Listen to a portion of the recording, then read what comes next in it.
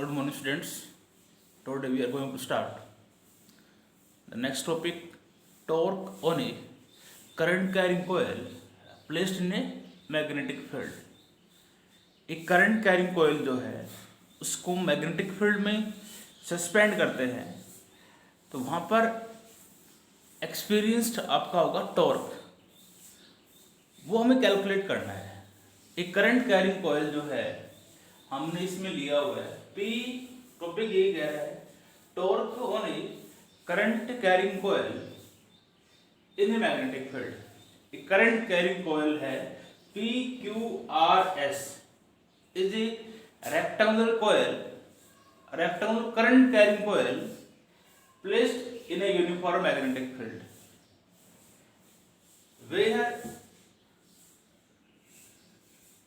PQ जो है इसकी लेंथ L हमने मान ली और इसकी ब्रेथ जो है ये हमने मान रखी स्मॉल p।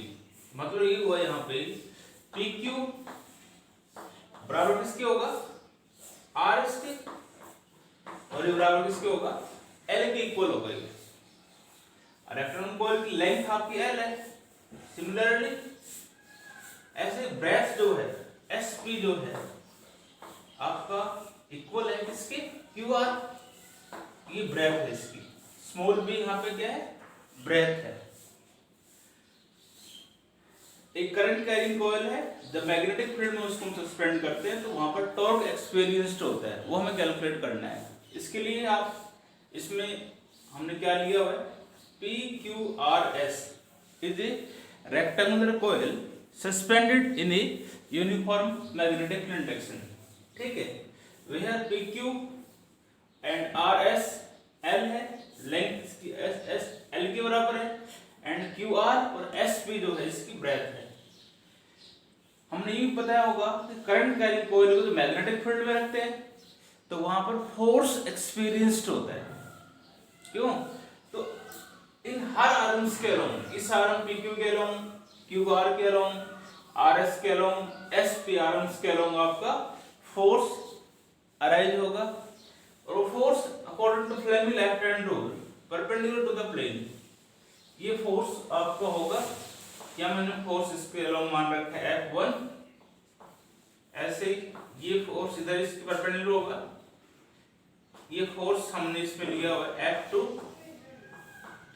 इसके अलोंग फोर्स हमने ये लिया हुआ इधर F3 और इसके अलोंग एक फोर्स परपेंडिकुलर होगा इसकी, एक एक्सिस होगा इधर। इसके अलोंग फोर्स हमने लिया हुआ है F4। F1, F2, F3 and F4 with the forces acting along the arm PQ, QR, RS and SP। क्योंकि करंट कैरिंग कोयल जो है उसको यदि हम मैग्नेटिक फील्ड में सस्पेंड करते हैं तो वहां पर फोर्स जो होता है तो फोर्स एक्सपीरियंस होगा, इसलिए हर आर्म्स के along force left hand rule ये होता है आपका first finger magnetic field current और ये इसको बताता है फोर्स को। तो ये आपका करंट ऐसे इसमें फ्लो कर रहा है, ऐसे होगा ये। ठीक है, यहाँ पर ये ऐसे होगा, फोर्स ऐसे होगा तो ये होगा फोर्स, ये मैग्नेटिक फील्ड को और ये किसको बता रहे हैं करंट को। यहाँ देख लो ये फोर्स हो गया आपका, ये मैग्नेटिक फील्ड और ये करंट हो रहा है। ठीक है, इसलिए फ्लेम लेफ्ट हैंड रूल से हर आर्म्स के अलोंग आपका करंट इसमें होगा। मैं लिख नहीं रहा, हम इसमें कह सकते हो आप consider a rectangular coil suspended in a uniform magnetic field, उसके ऊपर गिवन है, कुछ लिखने की जरूरत नहीं है। अब हम फोर्स को कैलकुलेट करते हैं। एक एंगल ड्रा करोगे तो ये एंगल बाद में कर सकते हो। चलो पहले आप फोर्स निकाल लेते हैं Q R. The force now the force acting along the arm, यहां तक कर लो, तब पूरा कर लो। Force acting along the arm Q R, ये जो आर्म क्यू आर जो है इसके अलावा फोर्स जो होगा, इससे पहले हमने बताया था कल पढ़ा वो टॉपिक, एक करंट कैरिंग कॉइल को जब मैग्नेटिक फील्ड में हम रखते हैं तो फोर्स एक्सपीरियंस्ड होता है। फोर्स का फॉर्मूला वहां पे क्या था, ILB sin थीटा। तो वही फोर्स यहाँ पे हो गया, फोर्स F2 है। F2 इज इक्वल टू आएगा, वेक्टर में लिख रहा हूँ I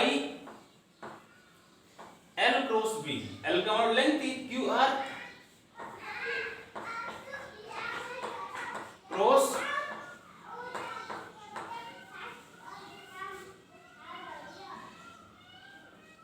I L cross B, I QR cross B, ये तो आएगा। और QR किस में बराबर है, ये सो कह सकते हो F2 is equal to magnitude में I QR B sin theta. Theta ये होगा इसका,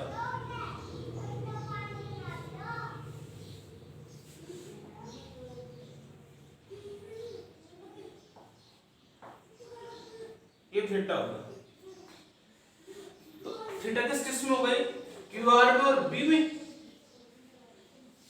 तो ये होगा आपका थीटा यहाँ पर साइन 180 माइनस थीटा। एंगल जो होगा नहीं आपका, एंगल जो होगा ये होगा आपका 180 माइनस थीटा के बराबर आपका होगा। और एंगल किस में होगा, एंगल होगा QR एंड मैग्नेटिक फील्ड, ये एंगल आपका होगा। ठीक है, तो ये आएगा, तो ये आ जाएगा F2 equal to I QR किसके बराबर, ब्रेथ B है into B capital B magnetic field sine 180 minus theta sine theta, ये होगा आपका साइन थीटा के बराबर। इक्वेशन फर्स्ट ये ले ली। और ये फोर्स आपका किधर होगा, perpendicular to the coil.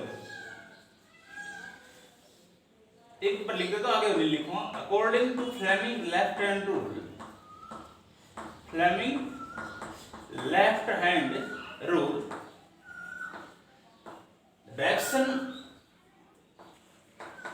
the direction of force is perpendicular to plane and downwards and directly downwards।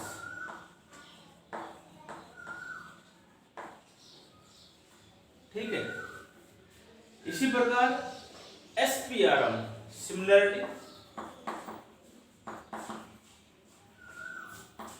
similarly the force acting along the arm, force acting along the arm SP, SP arm जो है, अब उसके अलग force निकालो। SP arm का अलग force क्या लिया हुआ है, F4 बराबर I करंट I फ्लो कर रहे हैं, ISP क्रॉस B, यही तो आएगा। A क्रॉस B की sine theta, ISP B sine theta, और थीटा यहां भी आपका ये बनेगा 180 माइनस थीटा के बराबर ही होगा। ये एंगल थीटा होगा यहां पे, क्योंकि SP तो ये हो गया और ये मैग्नेटिक फील्ड हो गया, ये थीटा होगा आपका। तो एंगल किस में है, SP और B। SP ये है, इसके अलोंग ये होता मान लो तो 180 होता ही। अब यहाँ ये इधर है और ये ऐसे है, निचली हाइट का, तो भाई इसके अलोंग होता मान लो ये, तो डायरेक्शन दोनों के अपोजिट हो जाती, 180 एंगल होता, तो ये इसमें से कम हो जाएगा थीटा जो है, तो ये होगा साइन 180 माइनस थीटा। तो वही बात, साइन 180 माइनस थीटा होगा साइन थीटा के इक्वल, देन F4 जो आएगा इसकी वैल्यू आपकी आएगी ISP इसके बराबर है, breadth B, IB capital B into sine theta.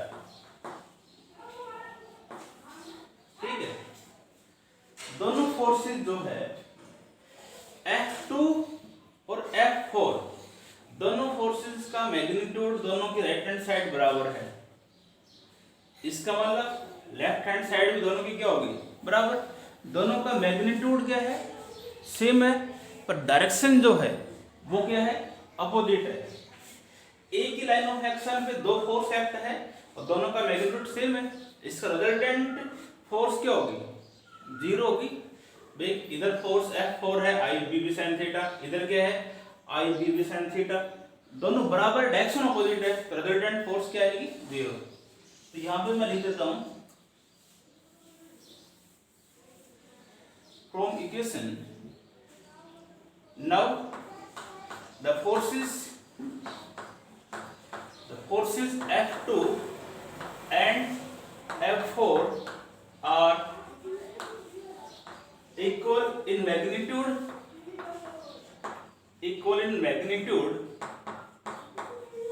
but opposite in direction, so they cancel out, इसलिए फोर्स आपको क्या होगी, कैंसिल, रिजल्टेंट फोर्स आपको क्या होगा, जीरो होगा। अब हम बात करते हैं, अब इसमें हम बात करते हैं फोर्स जो है एस या पी क्यू के around. Now the force acting along the arm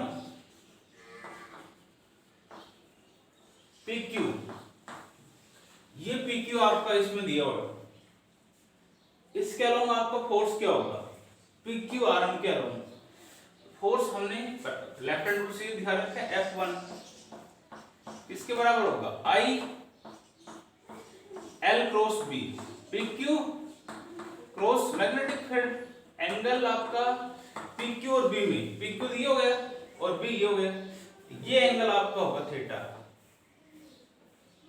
ये थीटा होगा ना, थीटा किसके बराबर है, कितना दिखाई दे रहा है, ये 90 डिग्री होगा भाई। ये तो होगा PQ आर्म और ये मैग्नेटिक फील्ड, ये एंगल थीटा होगा 90 के बराबर होगा, A cross B A B sin theta, तो ये आएगा I PQ B sine of 90। PQ किसके बराबर, लेंथ है इसकी, तो F1 फोर्स जो आपका आएगा या I PQ किसके बराबर, L B साइन 90 1 हो गया, साइन 90 कितना हो गया 1। ये आपका इक्वेशन थर्ड आ गया, साइन 90 1 कर दिया। ये फोर्स किधर होगा, फ्लेमिंग लेफ्ट हैंड रूल से इसके परपेंडिकुलर होगा और डाउनवर्ड से होगा इसके अंदर। Now the force acting along arm RS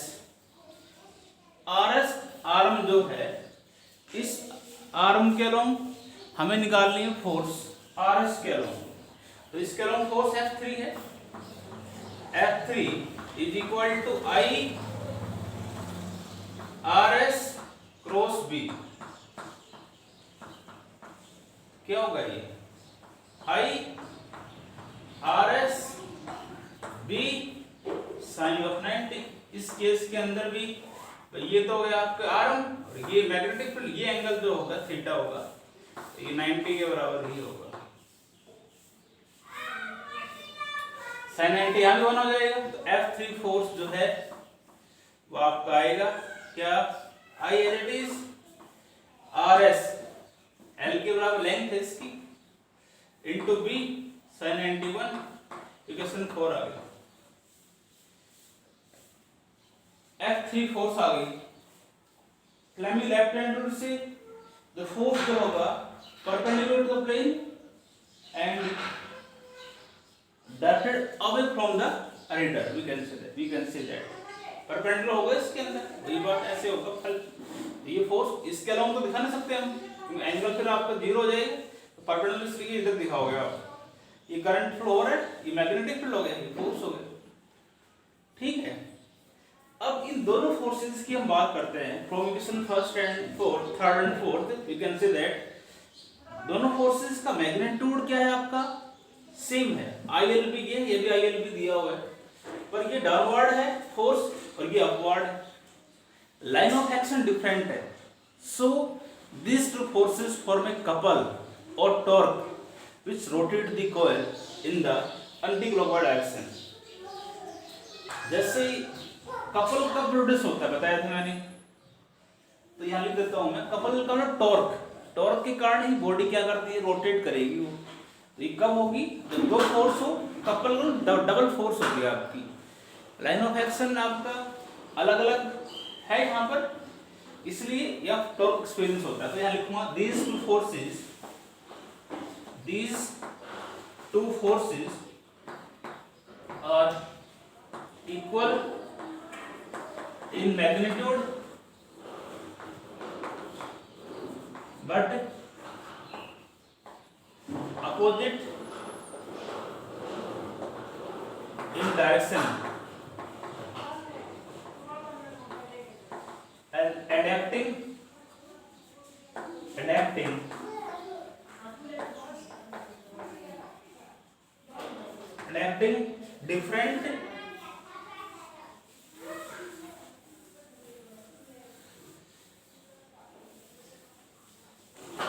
different line of action, so these two forces form a couple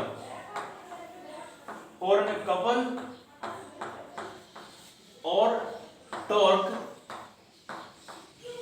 which rotate the coil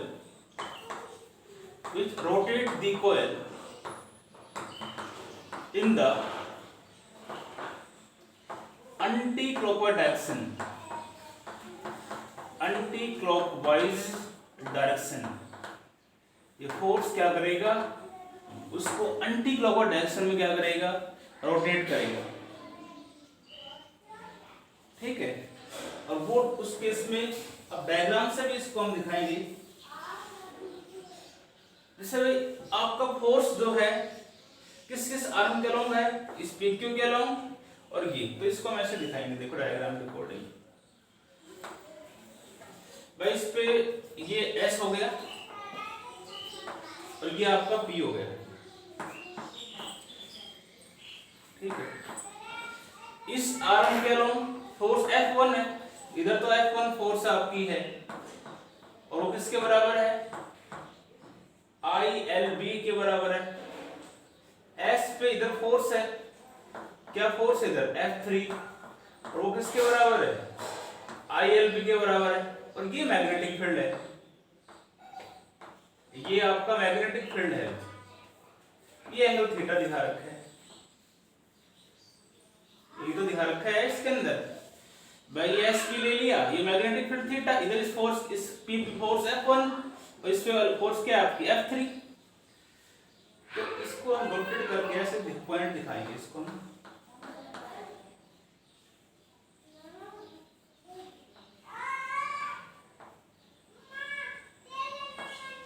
ये थीटा है, अपोजिट एंगल से एंगल भी थीटा होगा, इसको नाम टी डाल दे, सपोज दैट हमने ये बताया कि दोनों फोर्सेस जो है आपका बराबर फोर्सेस है, डायरेक्शन जो है दोनों की अपोजिट है, और लाइन ऑफ एक्शन भी दोनों का क्या है, अलग, इस लाइन पे एक्ट है, इस लाइन पे एक्ट है, इसलिए these two forces form a couple और टॉर्क, जिसके कारण टॉर्क के कारण वो कॉइल जो है आपकी एंटी क्लॉकवाइज डायरेक्शन में क्या करेगी, रोटेट करेगी। तो टॉर्क जो यहाँ पे जो होगा, मोमेंट ऑफ कपल जो होगा वो क्या होगा, force into arm of couple,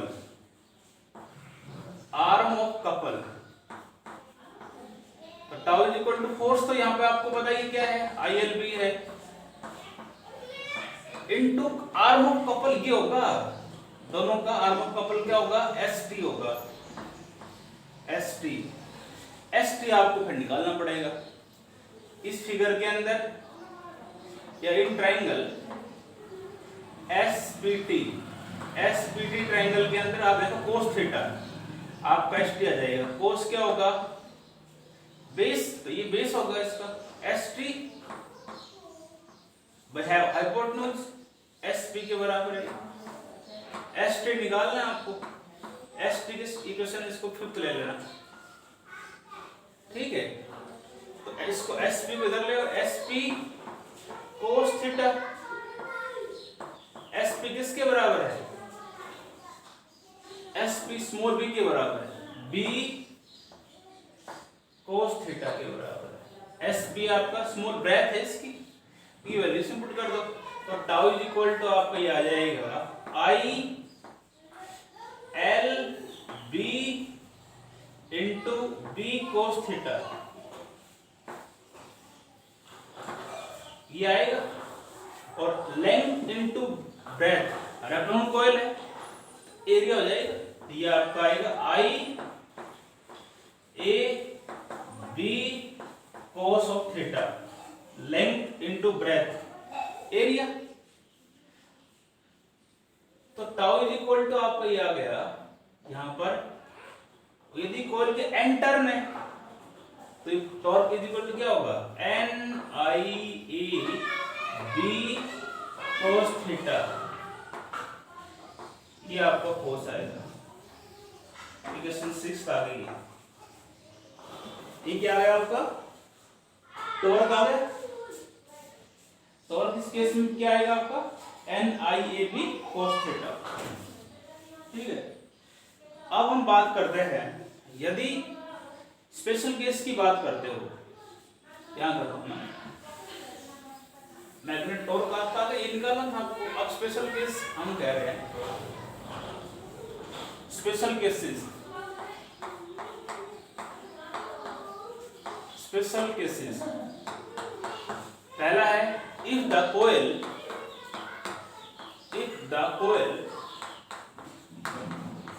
is set with its plane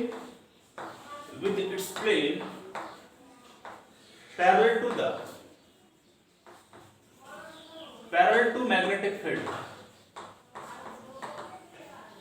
theta होगा कितना? इस केस में 0 होगा। और ये मैग्नेटिक फील्ड कैसा होगा? This is the radial magnetic field, radial magnetic field. Then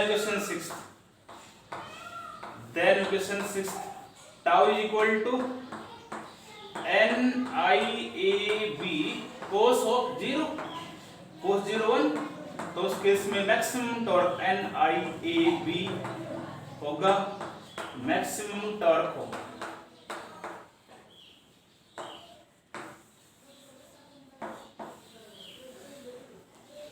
ठीक है। कंडीशन क्या बताया मैंने?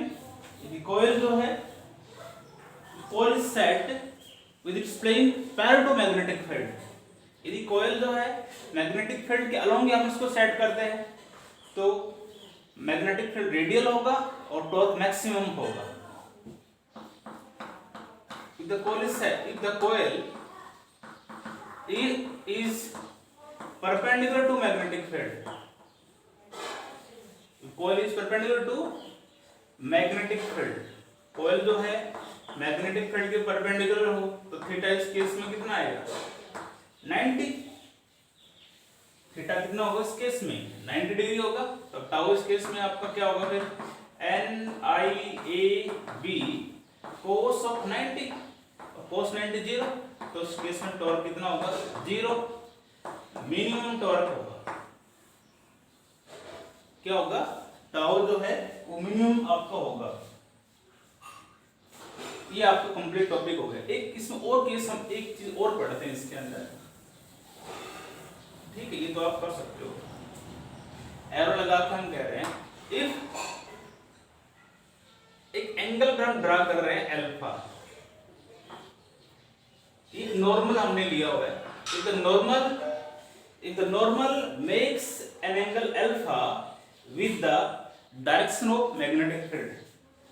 हम क्या कर रहे हैं, एक एंगल जो है अल्फा हमने ड्रा किया, ठीक है, और वो अल्फा एंगल आपका मैग्नेटिक फील्ड से बन रहा है। या लिख देता हूं, if the normal makes an angle alpha with the direction of magnetic field, direction of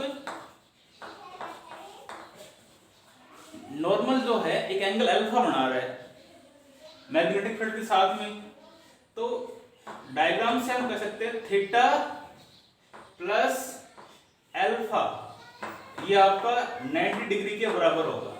ये दोनों का सम आपका किसके बराबर होगा, वो आपका 90 डिग्री के बराबर आपका होगा। तो यहां से थीटा निकाल लो, थीटा क्या आएगा 90 माइनस अल्फा, देन टॉर्क अभी आपका टाउ इज इक्वल टू क्या आया था N I A B cos of theta, और थीटा आपका कितना है 90 माइनस अल्फा।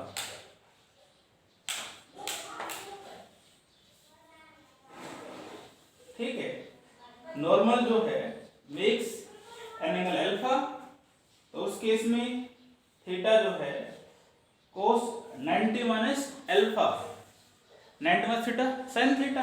तो ये टाउ इस केस में क्या होगा, नॉर्मल के साथ टाउ जो होगा वो आपका आएगा NIAB sine of alpha. Normal की भी बात करता है उस केस में टॉर्क जो है आप कितना लोगे NIAB साइन अल्फा लोगे। वैसे आपने बताया हमने इसमें टॉर्क क्या होगा NIAB cos थीटा। ठीक है, सीधी सी बात इसमें यही है, करंट कैरिंग कॉइल जो है मैग्नेटिक फील्ड में रखी है, तो हमने फोर्स हर आर्म के अलोंग कैलकुलेट कर ली, और उस फोर्स की direction Fleming left hand rule से उस प्लेन के परपेंडिकुलर होगा। भाई लेफ्ट हैंड रूल यही होता है, first finger magnetic field current को बताता है, सेंट्रल फिंगर थंब बताता है फोर्स को। तो हर आर्म के अलोंग फोर्स होगा QR और SP, आर्म्स के अलोंग जो फोर्स होगी दोनों फोर्स बराबर है, तो डायरेक्शन अपोजिट है, एक ही लाइन ऑफ एक्शन है, रिजल्टेंट फोर्स 0 हो जाएगी। PQ और RS आर्म के अलोंग फोर्स आप कैलकुलेट करोगे, दोनों फोर्सेस का मैग्नीट्यूड सेम ही होगा, डायरेक्शन अपोजिट है, लाइन ऑफ एक्शन डिफरेंट है। So this two forces form a couple और torque which rotate the coil in the anticlockwise direction. उस टॉर्क का कैलकुलेट करोगे, टॉर्क इज इक्वल टू हम जानते हैं force into arm of couple, और perpendicular distance आपका होता है वो हम कैलकुलेट कर लिए। ठीक है, तो फिर एक ही होगा। थैंक्स।